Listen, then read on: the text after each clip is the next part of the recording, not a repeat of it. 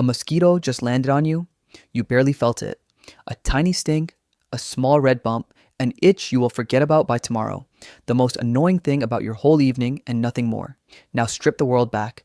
No screen on the window, no spray on the shelf, no pill in the cabinet if a fever comes. Just you, asleep in the open, in warm, wet air thick with the sound of wings.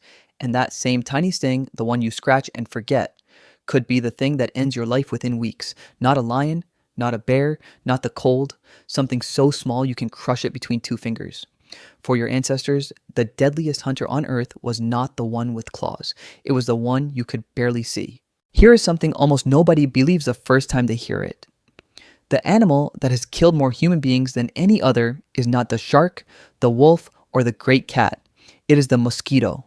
Through the sickness it carries, this single insect may have taken more lives than any predator ever could, and perhaps more than war itself. And in the warm, wet regions where it bred in clouds, your ancestors lived right in the middle of that.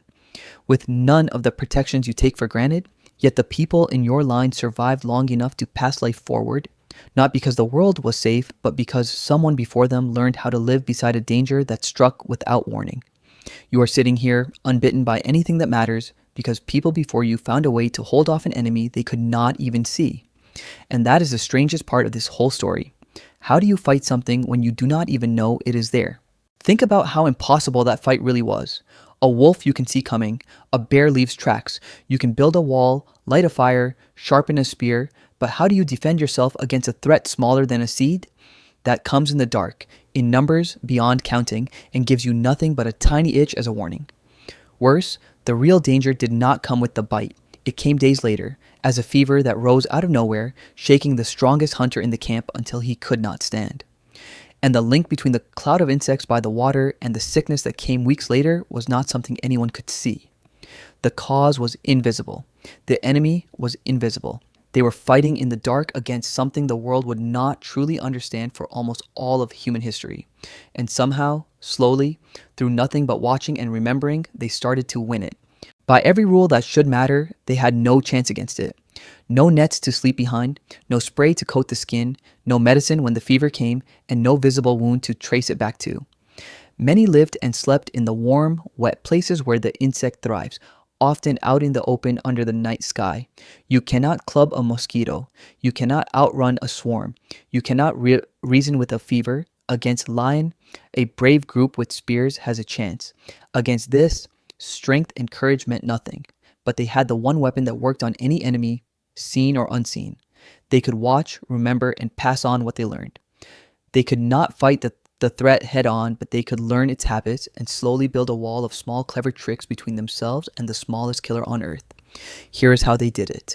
It begins, like so much of survival, with fire, but not for its warmth this time, for its smoke. Smoke could drive mosquitoes back and make it harder for them to reach a sleeping body, and our ancestors noticed the same fire that cooked their food and kept the cold away threw up a haze that the insects were reluctant to cross.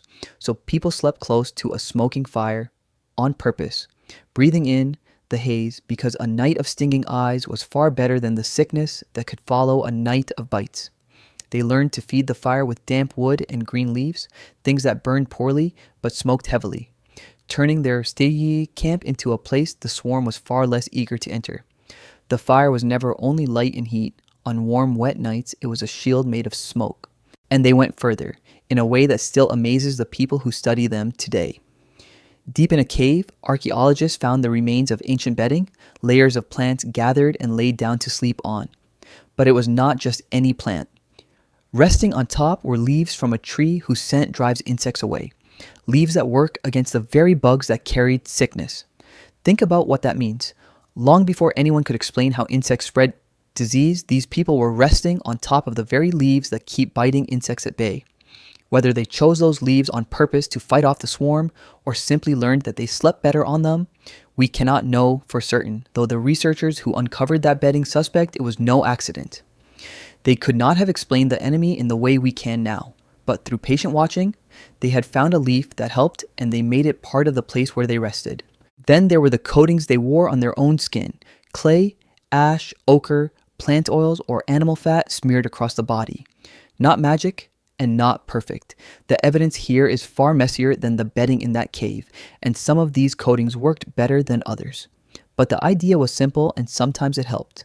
A layer of dried mud or grease could make the skin a little harder to bite, mask the smell of the body that draws the insect in, or simply put one more obstacle between flesh and the sting. It also held in moisture and cooled the skin in the heat as a bonus. Before there was ever a bottle of repellent, protection could be something as humble as a handful of river mud smeared on by hand in the hope it bought one more layer of safety. But the smartest defense was not something they did to their bodies. It was knowing where not to be. Mosquitoes are born in still water, the swamp, the stagnant pond, the quiet edge of a marsh. Our ancestors learned to read this. They learned that the worst nights came near standing water, and that a breeze, a slope, or higher ground meant fewer of the biting things. So they chose their camps with the swarms in mind, learning the hard way which places brought misery and which brought rest.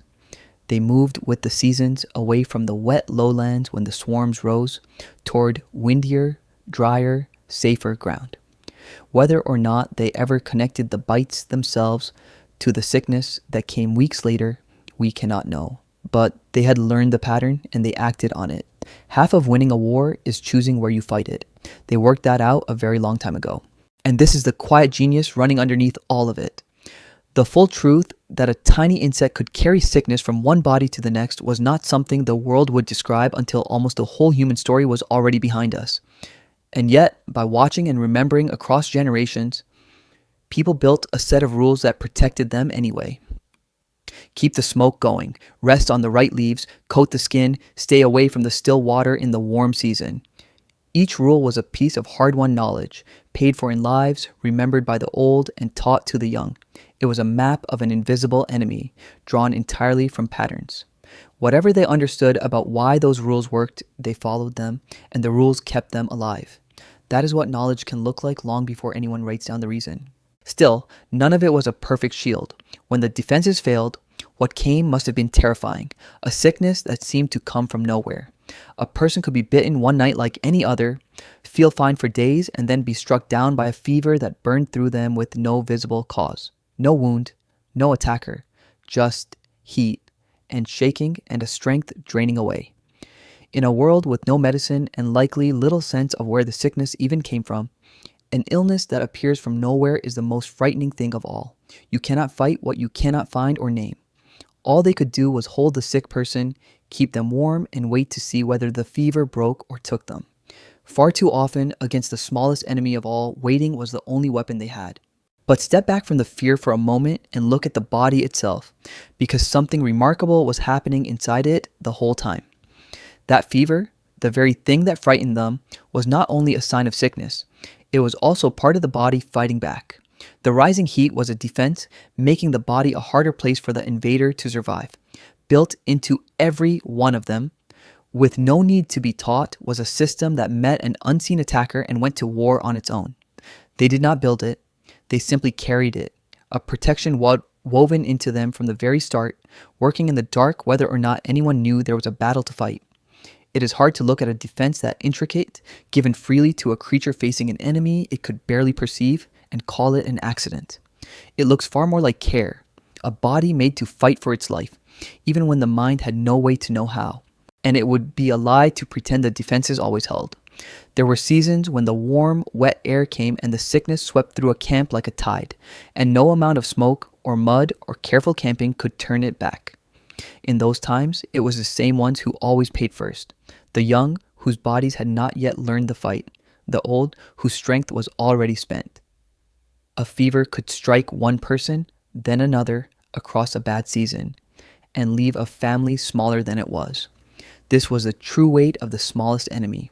Not the bite, but the grief that could follow weeks later, arriving from nowhere, taking the ones least able to resist.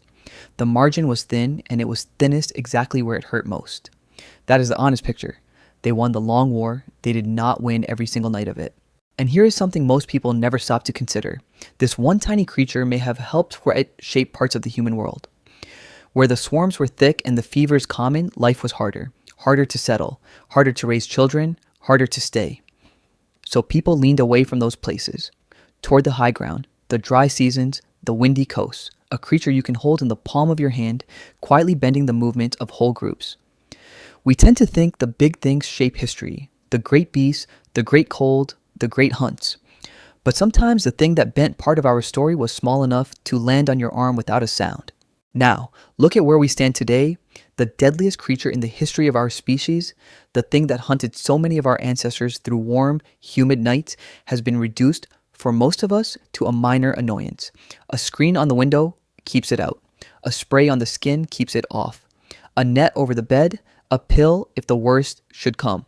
We have answers our ancestors would have wept to have.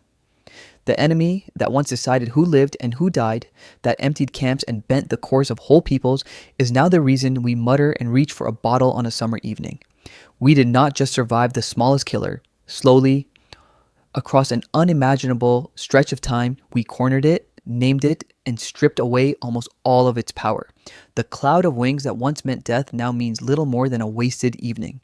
And yet the oldest war is not quite over. That little sting on your skin tonight feels exactly as it felt to someone 50,000 years ago. The same tiny intrusion, the same itch, the same quiet wings in the dark. In much of the world, the danger is gone, tamed by smoke turned into screens and old tricks turned into modern protection. But in some places, the smallest enemy still takes lives, still strikes the young and the weak, still takes far more than it should ever be allowed to. The war our ancestors began around a smoking fire, with mud on their skin and the right leaves beneath them, is one we are still fighting and still, slowly, winning. We carry it forward the way they did, one clever defense at a time, against the oldest hunter our species has ever known. For much of our story, one of the most dangerous hunters was not the biggest one, but the smallest. And here's the part that stays with me. We did not beat it with strength. There was no strength that worked. We beat it the way we have beaten almost everything that tried to break us, by paying attention, by remembering, by passing forward what we learned, and by caring for the ones too weak to fight it alone. A creature with no claws, no fangs, and barely able to perceive the enemy it faced still found a way to win. With smoke and mud and a handful of the right leaves and a stubborn refusal to lie down and be taken. In a sliver of time, almost nothing on this long story, we went from sleeping in the smoke to spare ourselves a fever, to a quiet screen on a window that we never even think about. The deadliest enemy our species has ever faced, the one that hunted so many of our ancestors through warm and humid nights, is now a small sound we wave away in the dark. So the next time one lands on you and you scratch it and forget it a moment later, stop for just one breath. You come from a long line of people who faced that same hunter with almost nothing and refused to be its prey. You are what they're watching and they're remembering were for. And the quiet, fever-free nights you take for granted were paid for, long ago, by people who learned how to hold off a war against an enemy they could barely even see.